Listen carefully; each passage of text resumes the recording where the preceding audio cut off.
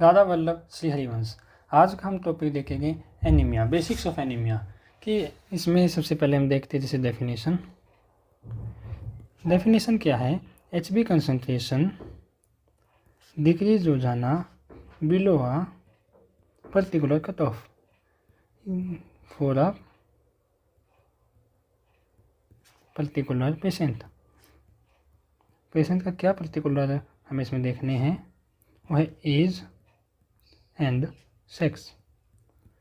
Anaemia basic topic हमारा, तो इसमें हम बेसिक्स, इस वीडियो में हम बेसिक्स ही देखेंगे बस। इससे आपके सारे बेसिक्स क्लियर हो जाएंगे तो आगे डिफरेंट एनीमियास बनाने में कोई दिक्कत नहीं आएंगी। तो क्या है वो कट ऑफ्स, वो हम देखते हैं WHO की तरफ से। तो इसके याद करने के लिए, जैसे एडल्ट मेल है, उसकी हीमोग्लोबिन 13 ग्राम पर डेसीलीटर। अगर इससे कम है, एडल्ट मेल है या फीमेल नहीं, फीमेल है तो 12 ग्राम। और अगर हमारा प्रेग्नेंट फीमेल है तो हमारा 11 ग्राम पर डेसीलीटर। उसके अलावा अगर कोई चाइल्ड है 12 से 14 ईयर, 12 से 14 साल के बीच में, तो उसके लिए हमारा आता है 12 ग्राम पर डेसीलीटर। और चाइल्ड है अगर 5 साल से 11 साल तक, तो 11.5 ग्राम पर डेसीलीटर। और अगर चाइल्ड है अपना 6 मंथ से 5 ईयर तक, तो उसके लिए सेम प्रेग्नेंट वाला 11 ग्राम पर डेसीलीटर। ये तो हो गई हमारी WHO की कट ऑफ्स। अब बात करते हैं हम सीवियरिटी के बेस पे माइल्ड, मॉडरेट, सीवियर इसको डिफाइन करते हैं। माइल्ड, मॉडरेट, सीवियर दोनों में। तो जैसे कि मैंने प्रेगनेंसी इन एनीमिया के एनीमिया इन प्रेगनेंसी की वीडियो में बताया था, वो आपने देखी होगी, नहीं देखी हो तो देख लेना।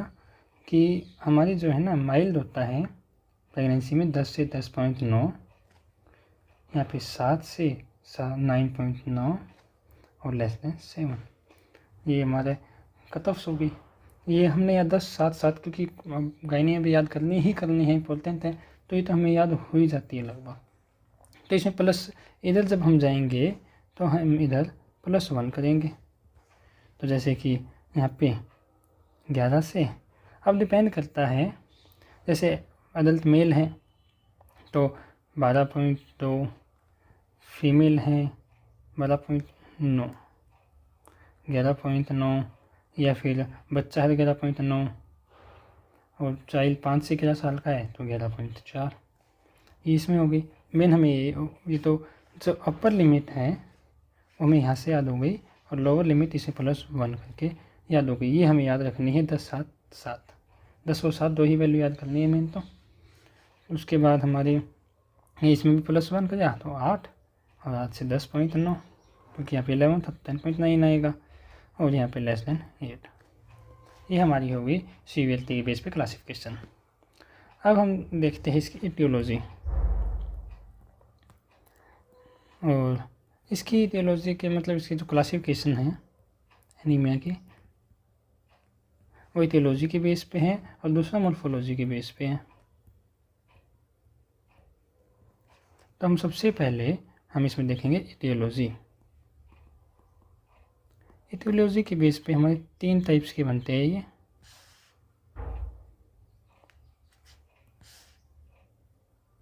एक तो अपना या तो RBC की प्रोडक्शन कम हो गई हो, या डिस्ट्रक्शन ज़्यादा हो गई हो RBC की, या फिर हेमरेज हो। तो इसमें हेमरेज में 2 तरह के होते हैं अपने, एक्यूट और क्रोनिक। एक्यूट में कोई ट्रॉमा, कोई सर्जरी, ब्लड लॉस हो गया। क्रोनिक में अपना आ जाता है जैसे हेमरॉइड से, अपने हैवी मेंस्ट्रुअल ब्लीडिंग है, मेलिना है पेप्टिक अल्सर डिजीज में। इस टाइप के अपने जो है कोजेज आ जाते हैं। RBC प्रोडक्शन अगर कम हो गई है तो सबसे पहले हम शुरू करते हैं बोन मैरो से। इसको हम अलग से शुरू करते हैं। RBC production decrease. तो अगर बोन मैरो में दिक्कत है कोई, तो बोन मैरो में जो दिक्कत है उससे क्या क्या हो सकता है। एक तो एप्लास्टिक एनीमिया, उसमें हो सकता है बोन मैरो के लेवल पे दिक्कत है। उसके अलावा प्योरलेट सेल एप्लेजिया, जिसमें पैरोवायरस का अपना इन्फेक्शन होता है, उसमें देखने को मिलता है हमें। अगर बोन मैरो में इन्फिल्ट्रेशन हो गई, कोई ल्यूकेमिया है, कोई इसके अलावा अपना किडनी की डिजीज़ है, जैसे कि अपना kidney failure, CRF chronic renal failure, उसमें एरिथ्रोपोइटिन नहीं बनेगा तो प्रोडक्शन नहीं होगी, ये हो सकता है। उसके बाद अपना DNA सेकंड कोज हो सकता है, DNA मैचुरेशन नहीं हो रही।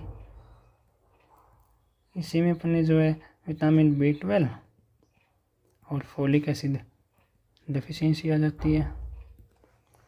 तीसरा, हीमोग्लोबिन सिंथेसिस में दिक्कत है, उसमें अपना आयरन डेफिशिएंसी एनीमिया बहुत इम्पोर्टेंट। और इसके साथ अपना साइटोब्लास्टिक एनीमिया भी होता है, जिसमें आयरन तो होता है लेकिन वो पोरफायरिन रिंग्स नहीं बनती, जिसकी वजह से हीमोग्लोबिन सिंथेसिस में दिक्कत आती है। तो आरबीसी प्रोडक्शन के लिए अपने ये हो गए जो चौथा। इसमें अपने जो है जैसे मिसलेनियस कोजेज हम ले लेते हैं या अदर कोजेज, जैसे कि एनीमिया ऑफ क्रोनिक डिजीज हेप्सिडिन की वजह से। तो ये हमारे हो गए सारे के सारे आरबीसी प्रोडक्शन कम होने वाले। हेमरेज वाले हमने देख लिए। अब देखते हैं इसमें आरबीसी की डिस्ट्रक्शन ज़्यादा होती है, आरबीसी की डिस्ट्रक्शन इंक्रीज। तो इसमें अपने पास जो है दो चीज़ें आती है, इंट्रिंसिक, इसको हम हीमोलिटिक एनीमियाज भी कहते हैं, हीमोलिटिक। तो इंट्रिंसिक डिफेक्ट्स की वजह से या एक्सट्रिंसिक, ठीक है। इसमें इंट्रिंसिक में भी एक्वायर्ड और इनहेरिटेड आएगा, इसमें भी एक्वायर्ड और इनहेरिटेड। तो इसमें इंट्रिंसिक में जो अपना एक्वायर्ड है और एक्सट्रिंसिक में जो इनहेरिटेड है, इसके हमें एक एक एग्जांपल याद करने हैं। इंट्रिंसिक का एक्वायर्ड अपने पास आ जाता है PNH, paroxysmal nocturnal haemoglobinuria, और इनहेरिटेड का अपने पास आ जाता है familial haemolytic uraemic syndrome HUS। Okay, अब हम डिटेल में करेंगे ये वाले।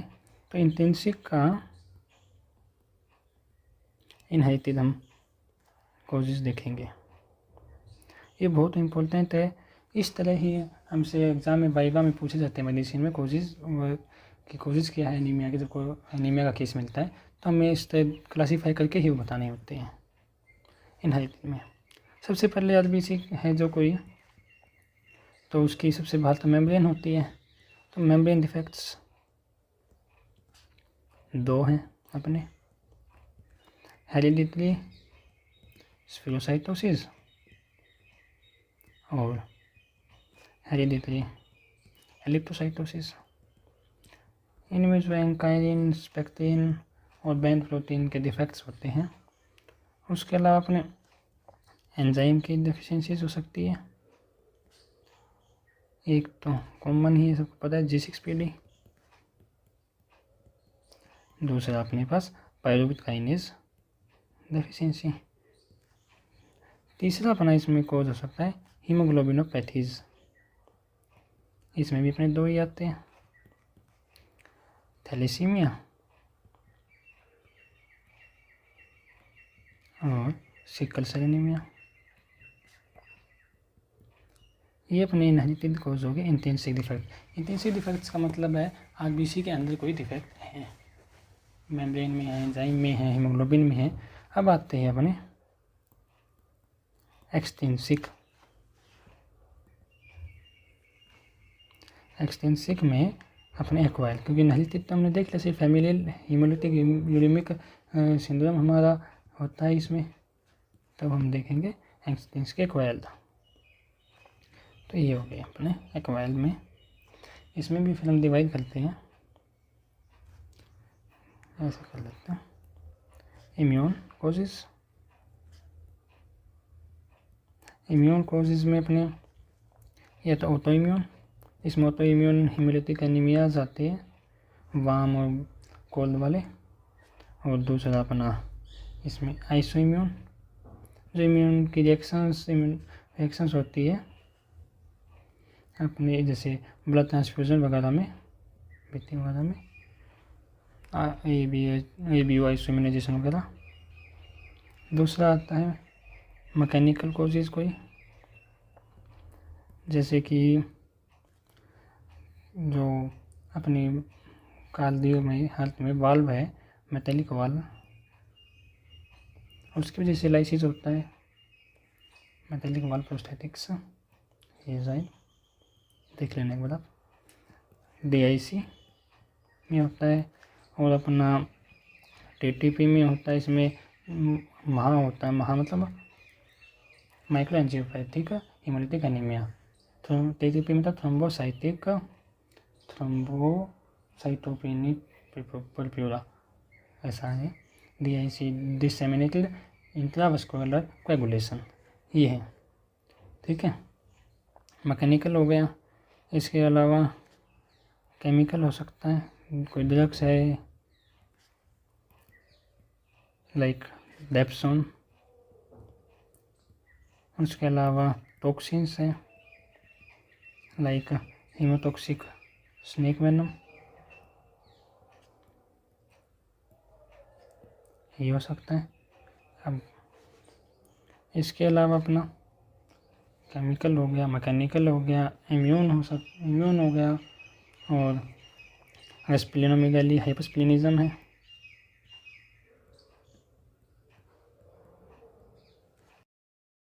एक्वाइल में हमारा एक और आता है fold field, that is infection like malaria.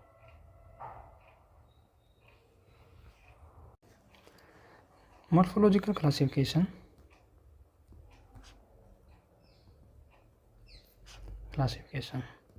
इसमें हम पेशेंट का MCV चेक करते हैं, साइज चेक करते हैं RBC का। तो इसमें 3 कंडीशंस हो सकती है, या तो नॉर्मल हो, नॉर्मोसिटिक, ठीक है, या माइक्रोसिटिक हो, या मैक्रोसिटिक हो। तो माइक्रोसिटिक में अपने 4 डिफरेंशियल्स आ जाते हैं, जिसका निमोनिक SITA, ठीक है। Sideroblastic, iron deficiency anaemia, thalassemia फेट, और एनीमिया ऑफ क्रोनिक डिजीज। अगर हम इसकी बात करें तो इसमें एक तो हेमरेज वाले आ सकते हैं, एक हीमोलिटिक एनीमियाज जो हमने ऊपर किए हैं अभी सारे। मैक्रोसिटिक में मेगालोब्लास्टिक, ये बोन मैरो पता चलता है हमें, जो उसमें सेल्स है वो मेगालोब्लास्ट सेल बने हुए हैं नहीं हुए हैं, नॉन मेगालोब्लास्टिक। तो मेगालोब्लास्टिक के हमारे पास एग्जांपल विटामिन B12 और फोलिक एसिड डेफिशिएंसी, और इसमें हमारे लिवर डिजीज़, इसके अलावा इसमें अल्कोहल, हाइपोथायरॉइड। तो इस तरह के और भी एग्जांपल्स हो सकते हैं इसमें। तो ये हमारी मॉर्फोलॉजिकल क्लासिफिकेशन हो गई। अब हम देखते हैं इसमें क्लिनिकल फीचर्स क्या हो गए।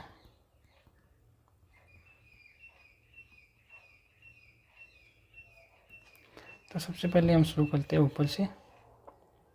तो CNS में हमारे इसमें लैसिट्यूड देखने को मिलता है, ठीक है, लैसिट्यूड हो गया, लिथार्जी, लो एनर्जी मिलती है। इसके अलावा अपना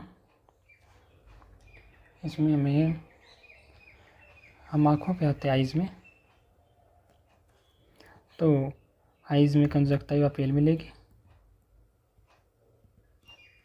पेल। और in case of haemolytic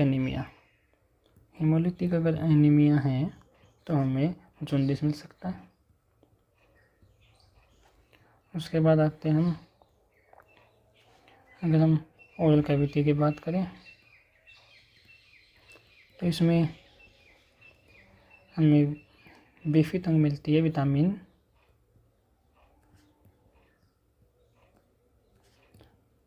B12 की डेफिशिएंसी में। हमें साइन या तंग या ग्लोसाइटिस जिसके हम कहते हैं, पेपिले जो स्मूथ हो जाते हैं, वो मिलती है आयरन डेफिशिएंसी एनीमिया में। उसके अलावा एंगुलोकिलाइटिस वगैरह हम इसमें आयरन डेफिशिएंसी एनीमिया में देखने को मिलते हैं। उसके अलावा अगर हम और नीचे चले तो प्लमर विल्सन सिंड्रोम, इसमें हमें IDA में आयरन डेफिशिएंसी एनीमिया में देखने को मिलता है। स्पेलिंग शायद विल्सन की गलत हो सकती है, देख लेना आप। आयरन डेफिशिएंसी एनीमिया में इसमें हमें आयरन डेफिशिएंसी एनीमिया मिलेगा, प्लस में हमें जो है इसमें डिस्फेजिया मिलेगा, और इसमें स्पाइडर वेब होता है इसोफेगस में। फिर अगर हम आते हैं और नीचे, हम चेस्ट में आते हैं तो हमें डिस्निया इसमें देखने को मिलता है। उसके अलावा अगर हम हेल्थ की बात करें कार्डियो में, तो ये जो है हाइपरडायनेमिक सर्कुलेशन इसमें हो जाता है अपना, हाइपरडायनेमिक सर्कुलेशन। तो इसमें अपना हाई आउटपुट कार्डियक फेलियर हो सकता है, ठीक है। इसकी वजह से JVP भी राइज हो सकता है, और एसआईटी से जो भी वो आ सकते हैं। हाई इजेक्शन सिस्टोलिक मर्मर भी इसमें मिल सकता है हमें, ठीक है। ये तो हो गए हमें हमारे जो है पेशेंट को क्या फील होगा वो नहीं लगे। ये तो हमने साइन देख ली, ये कंडीशंस देख ली। पेशेंट को पाल्पिटेशंस फील हो सकते हैं, क्योंकि इसमें टैकीकार्डिया भी होता है, ठीक है। उसके बाद अगर हम अब चले आगे और 7th पॉइंट अगर लिम्स में बात करें हम, तो पेरेस्थीसियाज और we can say numbness, tingling हमें देख सकते हैं विटामिन B12 की डेफिशिएंसी में।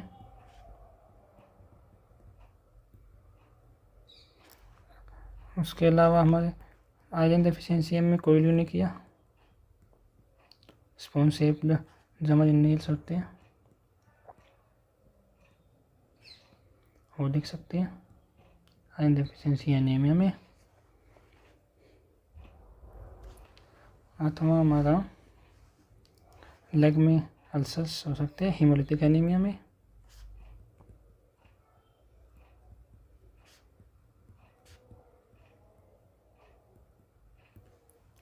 ठीक है।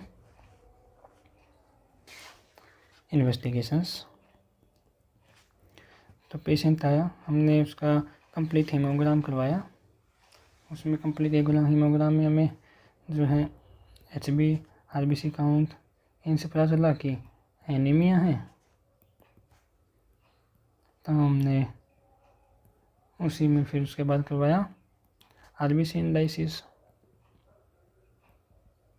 जिसमें हमें MCV, MCH, MCHC ये मिले main corpuscular volume, main corpuscular haemoglobin, main corpuscular haemoglobin concentration. तो इसमें हमने एमसीवी के बेस पे जैसे कि हमने मॉर्फोलॉजिकल क्लासिफिकेशन की थी, 3 इसमें डिवाइड किया, माइक्रो, नॉर्मल और मैक्रो। तो अब आगे हमें जो वो करवानी है इसमें अपने इन्वेस्टिगेशंस, उसको हम करेंगे। तो इसके लिए मैं इस वाली क्लासिफिकेशन को ऐसे ऐसे कैसे उठा लेता हूँ और ये जो है हमें पेस्ट कर ले। तो इसमें साइटोब्लास्टिक एनीमिया है, आयरन डेफिशिएंसी एनीमिया के लिए आयरन प्रोफाइल करवाएंगे। ये हमें जो है आयरन प्रोफाइल से पता चल जाएगा। इसमें फेरेटिन जो है इंक्रीज होता है, जबकि आयरन डेफिशिएंसी एनीमिया में वो सीरम फेरेटिन डिक्रीज होता है। वो हम डिटेल में जब करेंगे ना, इनकी रीडिंग्स क्या होंगे, तो उससे पता चल जाएगा प्रोफाइल से। और बायोप्सी से थैलेसीमिया के लिए HPLC, high profile liquid chromatography. EOCD के लिए एनीमिया क्रोनिक डिजीज के लिए हम ESR CRP करवाएंगे। हेमरेज, तो विनो हेमरेज के जो कोजेज थे उसके हिसाब से वो कोजेज हो गए। उसके अलावा मेगालोब्लास्टिक इसके लिए हम करवा लेंगे इनके लेवल्स, विटामिन B12 इनके levels. Liver disease, alcohol, hypothyroid के लिए TSH, T3, T4 करवा लेंगे। लिवर डिजीज के लिए LFT, अल्कोहल हिस्ट्री से पता चल जाएगा हमें। अब बचे हेमोलिटिक एनीमियाज, हेमोलिटिक एनीमियाज के लिए भी हम देख लेते हैं। ऊपर ये अपने थे, तो इसके लिए तो हमें मेनली बोन मैरो बायोप्सी ही करवानी होती है। ये लास्ट में डेफिनेटली हो सकता है। विटामिन B12 के लिए लेवल्स करवा लेंगे हम इनके। HB सिंथेसिस जो है, अच्छा ये मिस्टेक हो गई, इसमें था ये इनहेरिटेड। तो इसके लिए देखते हैं हम, जैसे हेल्दी स्फीलोसाइटोसिस है, हेल्दी इलेक्ट्रोसाइटोसिस है, पेरिफेरल ब्लड फिल्म करवाएंगे हम। उसमें दिखेंगे हम इनके लिए लेवल्स, इनके लिए स्पेसिफिक टेस्ट करवाएंगे। उसके अलावा हीमोग्लोबिनोपैथीज है, तो इसके लिए जैसे HPLC हो गया अपना, सिकल सेल एनीमिया के लिए पेरिफेरल ब्लड फिल्म और सिकलिंग टेस्ट होता है, जो हम डिटेल में जब एनीमिया करेंगे तब करेंगे। तो इसी तरह ये जो है ना, ये तो पर्टिकुलर जैसे इम्यून है तो उसके लिए कोम्स टेस्ट वगैरह आगे बने। हेमोलिटिक एनीमियाज में कोम्स टेस्ट करवाते हैं। तो ये बेसिक टेस्ट के हमारे पास लिस्ट हो गई अलग अलग जो हम करवाते हैं, लेकिन स्पेसिफिक होता है वो जो हम स्पेसिफिक एनीमिया करेंगे उसमें करेंगे। ट्रीटमेंट जो है हमारा वो अकॉर्डिंग टू कोज हम देखेंगे जो भी हमारा होगा। तो वेट कीजिए नेक्स्ट पार्ट का, जिसमें हम धीरे धीरे सारे एनीमिया एक फॉर्मेट में अच्छे से एग्ज़ाम ओरिएंटेड करेंगे। राधा वल्लभ श्री हरिवंश जपते ही रहिए राधा नाम।